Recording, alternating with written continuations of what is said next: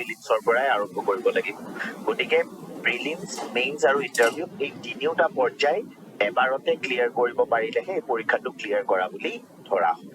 ঠিক আছে গতিকে প্ৰথম পৰ্যায়টো হৈছে আমাৰ প্ৰিলিমছ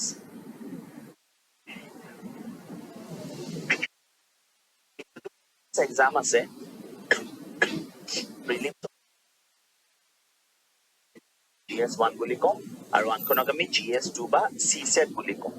CSETৰ অৰ্থ হৈছে সিভিল সাৰ্ভিস এপটিটিউড টেষ্ট ঠিক আছে গতিকে এখন GS পেপাৰ থাকিব এখন CSET পেপাৰ থাকিব আৰু এই GS1 আৰু GS2 দুয়োখন পেপাৰে অবজেক্টিভ হয় MCQ বেসড কোৱেশ্চন আহিব MCQ মানে হৈছে মাল্টিপল চইচ কোৱেশ্চন মানে এটা প্ৰশ্ন থাকিব আৰু তাৰ চাৰিটা বিকল্প থাকিব অপচন থাকিব উত্তৰ কৰিবৰ কাৰণে তোমালোকক এনেকুৱা এখন OMR sheet দিয়া OMR sheet তোমালোকে দেখিছা আগতে গতিকে OMR sheetত এফালে কোৱেশ্চন নাম্বাৰটো থাকে আৰু তাৰ লগত চাৰিটা অপচন লিখা থাকে নমস্কাৰ বন্ধু বান্ধৱসকল মই SPM IS একাডেমীত এডমিশ্যন লৈছোঁ এছামিজ বেটছৰ কাৰণে যেটো SPM IS একাডেমীয়ে ওপেনিং কৰিছে এছামিজ বেটছ ফৰ APSC আমাৰ 2 নৱেম্বৰৰ পৰা ক্লাছ ষ্টাৰ্ট হৈছে তো প্ৰথম ক্লাছটোক আমাৰ অৰিয়েণ্টেশ্যনেল ক্লাছ আৰু ছাৰে চিন্ময় ছাৰে এক্সপ্লেইন কৰিছে গোটেই এক্সাম পেটাৰ্ণটো কেনেকৈ কি হয় সেই বিষয়ে আৰু সদায় 3:30 পৰা আমাৰ ক্লাছটো ষ্টাৰ্ট হয় ইণ্ডিয়ান টাইম 3:30 এটাই ক্লাছ হৈছে হ'ব বুলি কৈছে আৰু আগলৈ দুটা ক্লাছ হ'ব বুলি ছাৰে কৈছে মই আপোনালোকক দেখাম ছাৰে আমাক কি শিকালে কেনেকৈ শিকালে আৰু খুবেই ভাল লাগে মানে ইমানেই ভাল লাগে ক্লাছ কৰি কি ক'ম আপোনালোকক ইমানে এজন down to earth gentle teacher আপোনালোকে গোটেই বস্তুখিনি জানিবলৈ গোটেই ভিডিঅ'টো চাব আৰু চেনেলটো কাইণ্ডলি ছাবস্ক্ৰাইব কৰি দিব প্ৰিলিমছত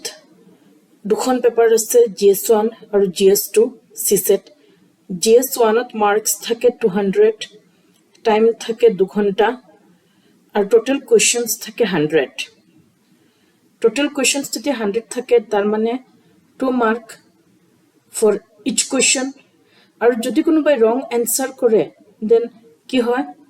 0.5 মাৰ্কস ডিডাক্ট হৈ যায় মানে 2 মাৰ্কৰ পৰা 0.5 মাৰ্ক 1/4 ডিডাক্ট হয় আৰু GS2 CSET যিখন পেপাৰ সেইখনত মাৰ্কস থাকে 200 টাইম থাকে 2 আৱাৰ্স আৰু টোটাল কোৱেশ্চনছ থাকে 80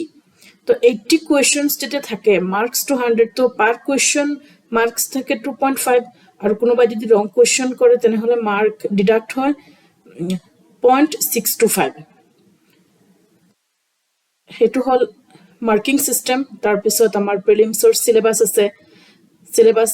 GS1 GS2 GS1ত 30-35% কোয়েশ্চনস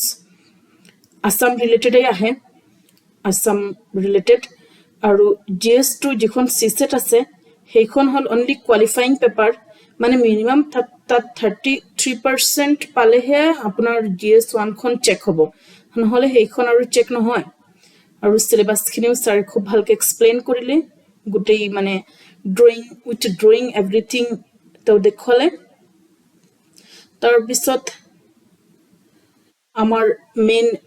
যেটো মেইনছৰ কোর্স তাতে এসএ আছে এসএ আমি দুটা এসএ লিখিব লাগে